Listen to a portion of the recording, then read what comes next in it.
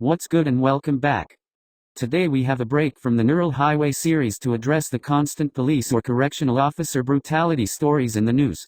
This usually involves a group of officers beating a black or other minority.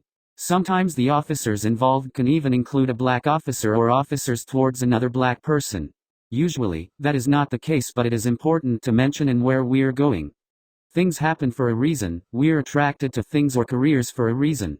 We have different talents for a reason.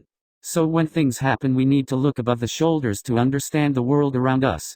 Personality traits or conditions are one of the reasons we are good at certain things or select certain career fields. Also, how you conduct yourself within that career field. Law enforcement is a career in the top 10 for the most psychopaths. Shocking, I know, and it's never talked about.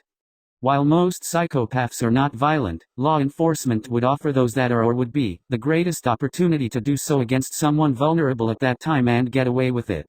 Most people score low in psychopathy and it's their callous and manipulative nature of them, but law enforcement offers the opportunity for violence and bonding.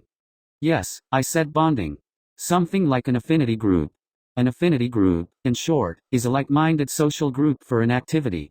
A hate group would also be an example, just like political groups. An affinity group is common in psychopathy. That would explain why you often see more than one officer. There's also a link between psychopathy and racial prejudice. That would explain why it's often a minority. In places where certain minorities aren't in any real numbers, you can expect victims to not be a racial minority.